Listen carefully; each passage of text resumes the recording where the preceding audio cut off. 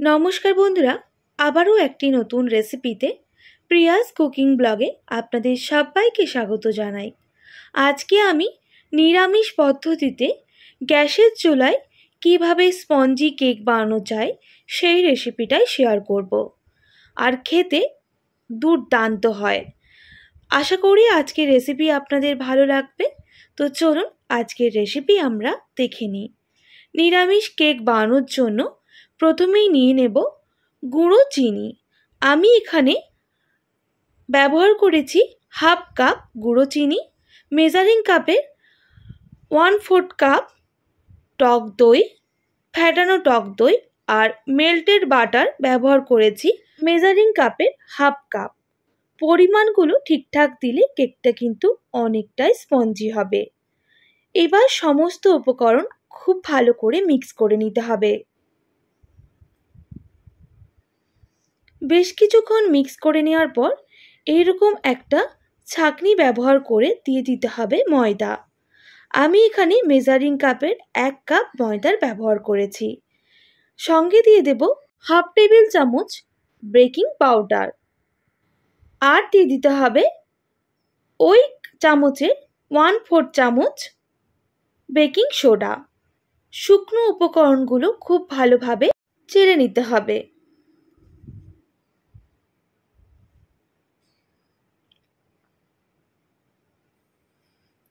এবার সমস্ত উপকরণ খুব ভালোভাবে মিক্স করে নেব।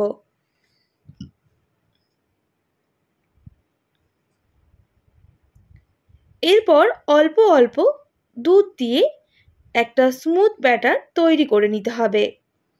আমার এখানে দুধ লেগেছিল ওই 2 কাপ মতো। খুব ভালো করে মিক্স করে নিচ্ছি বন্ধুরা। একটু লক্ষ্য করে দেখুন কতটা স্মুথলি ব্যাটার তৈরি করে নিয়েছি। আর এইভাবে খুব ভালো করে ফেটিয়ে নিতে হবে। ব্যাটারটা দেখুন বন্ধুরা কতটা স্মুথলি হয়েছে। খুব ভালো করে মিক্স করে নেওয়ার পর দিয়ে দিতে হবে বেশ কিছুটা পরিমাপ ভ্যানিলা এসেন্স। আপনারা যে কোনো দোকানে এই ভ্যানিলা এসেন্সটা পেয়ে যাবেন। এবার আমি মিক্স করে নিচ্ছি আবারও ভালো করে। অবশ্যই আপনারা যে কোনো ফ্লেভার দিতে পারেন, চকলেট ফ্লেভারও দিতে পারেন। আমি এখানে ভ্যানিলা এসেন্সটাই ব্যবহার করছি। এবার ব্যাটারটা একটা পাত্রের মধ্যে ঢেলে নিতে হবে। তার আগে পাত্রটা রেডি করে নিতে হবে। সামান্য বাটার পেপার দিয়ে দিতে হবে আর একটু শুকনো ময়দা আমি কিন্তু ট্যাপ করে নিয়েছি। এইভাবে হাত দিয়ে বাবলসগুলোকে ট্যাপ করে নেব। ভেতরের বাবলসগুলো বেরিয়ে আসবে। সঙ্গে দিয়ে দিচ্ছি কয়েকটা কাজু। আপনারা যে কোনো ড্রাই ফ্রুটস ব্যবহার করতে পারেন।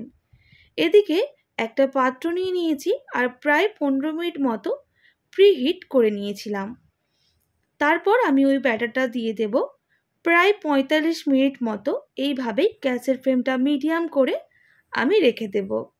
তাহলে কেকটা খুব ভালোভাবে রেডি হয়ে যাবে। 45 মিনিট পর আমি ঢাকনাটা সরিয়ে নেব।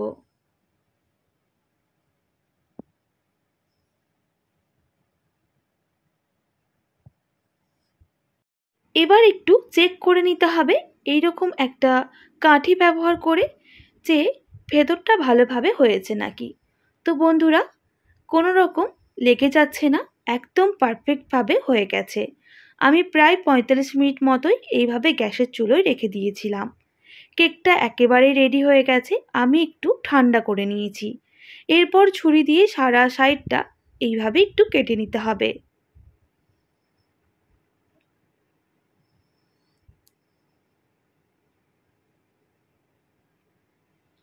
এরপর কেকটা আমি একটা পাত্রের মধ্যে উল্টে নেব।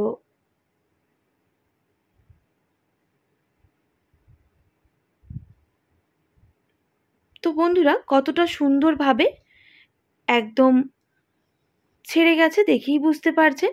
আর তলার দিকটা কতটা ভালোভাবে কুক হয়েছে আর কতটা স্পঞ্জি হয়েছে দেখেই বুঝতে পারছেন বন্ধুরা।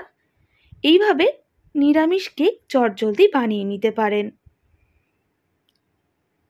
দেখুন কতটা নরম স্পঞ্জি। আপনাদের একটু কেটে দেখাই, ভেতরটা কিন্তু খুব ভালোভাবে আমাদের কুক হয়ে গেছে।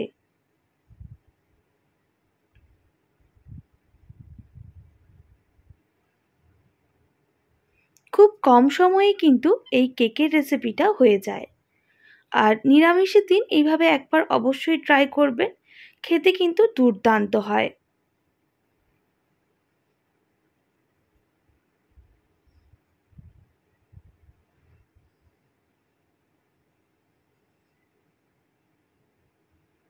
কেকটা কিন্তু সব দিকটাই পারফেক্টভাবে হয়েছে। বন্ধুরা, এত সহজে কিন্তু চটজলদি এইভাবে যদি কেক বানান, খেতেও সুন্দর হয় আর সময়টা খুবই কম লাগে। আপনাদের যদি এই রেসিপিটা ভালো লেগে থাকে, একবার অবশ্যই বাড়িতে ট্রাই করবেন। আর কেমন লাগলো কমেন্ট করে জানাবেন। ভালো লেগে থাকলে অবশ্যই একটি like, comment, share and subscribe করে দেবেন। পাশে থাকা বেল আইকনটিও প্রেস করে দেবেন, তাহলে নিত্য নতুন রান্নার ভিডিওগুলি আপনাদের কাছে পৌঁছবে। আজকের মতো এতটাই। আবারও নতুন কোনো রেসিপি নিয়ে আপনাদের সঙ্গে দেখা হবে। আপনারা ভালো থাকবেন, সুস্থ থাকবেন। আর এতক্ষণ আমার সঙ্গে থাকার জন্য অনেক ধন্যবাদ আপনাদের সবাইকে।